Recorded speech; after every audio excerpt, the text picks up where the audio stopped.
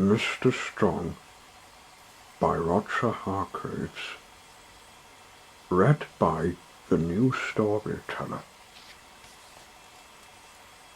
This is the story of Mr. Strong. Mr. Strong is the strongest person in the whole wide world. The strongest person there ever has been, and probably the strongest person there ever will be. He is so strong he can not only bend an iron bar with his bare hands, he can tie knots in it. Mr. Strong is so strong he can throw cannonball as far as you or I could throw tennis ball.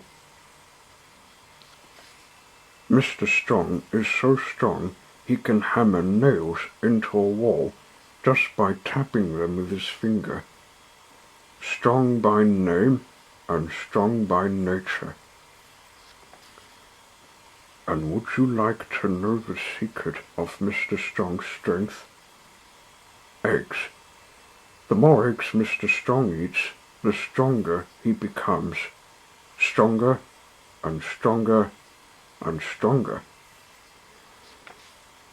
Anyway, this story is about a funny thing that happened to Mr. Strong one day.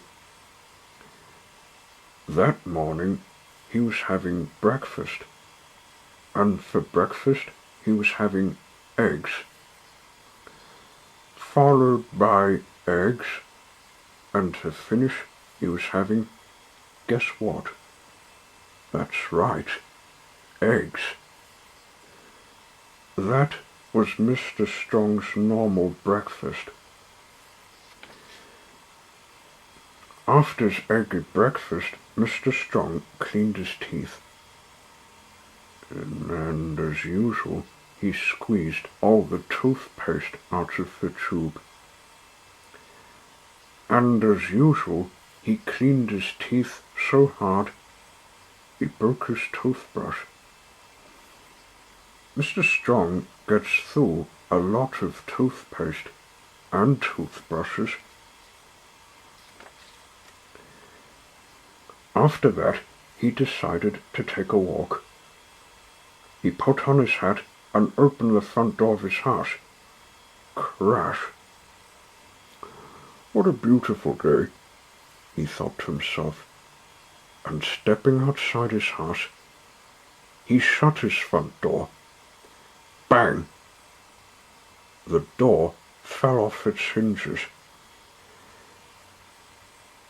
Mr. Strong gets through a lot of front doors.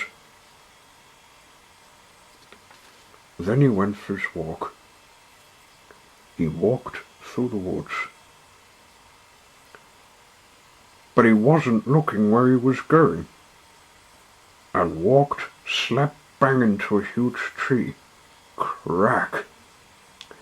The huge tree trunk snapped, and the tree thundered to the ground. Whoops! Said Mr. Strong. He walked into town, and again not looking where he was going, he walked slap bang straight into a bus. Now, as you know, if you or I were to walk into a bus, we'd get run over, wouldn't we? Not Mr. Strong. The bus stopped as if it had run into a brick wall. Whoops, said Mr. Strong.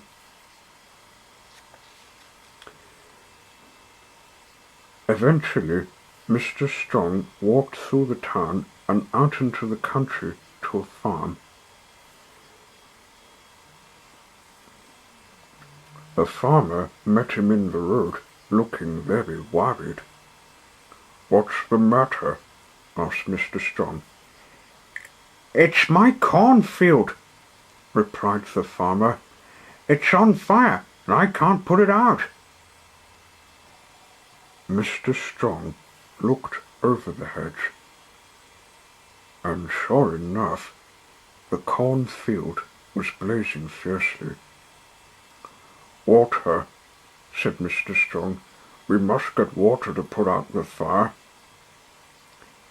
"But I don't have enough water to put the whole field out," cried the worried farmer. "And the nearest water is down at the river, and I don't have a pump."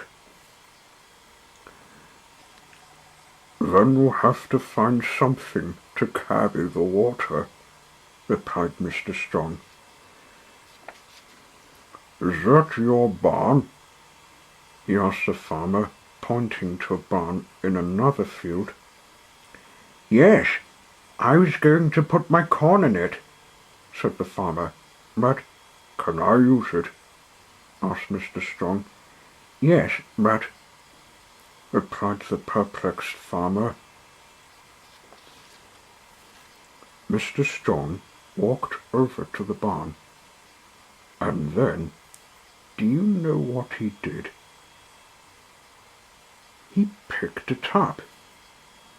He actually picked up the barn. The farmer couldn't believe his eyes. Then Mr. Strong carried the barn above his head down to the river. Then he turned the barn upside down. Then he lowered it into the river so that it filled up with water. Then, and this shows how strong Mr. Strong is, he picked it up and carried it back to the blazing cornfield. Mr. Strong emptied the upside-down barn full of water over the flames. Sizzle, sizzle, splutter, splutter. 1 minute the flames were leaping into the air. The next minute they'd gone. "However can I thank you?" the farmer asked Mr. Strong. "Oh, it was nothing," remarked Mr. Strong modestly. "But I must find some way to reward you," said the farmer. "Well," said Mr. Strong, "you're a farmer, so you must keep chickens." "Yes, lots," said the farmer. "And chickens lay eggs," went on Mr. Strong, "and I rather like eggs." "Then you shall have as many eggs as you can carry," said the farmer, and took Mr. Strong over to the farmyard. Mr. Strong said goodbye to the farmer and thanked him for the eggs, and the farmer thanked him for helping. Then Mr. Strong, just using one finger, picked up the eggs and went home.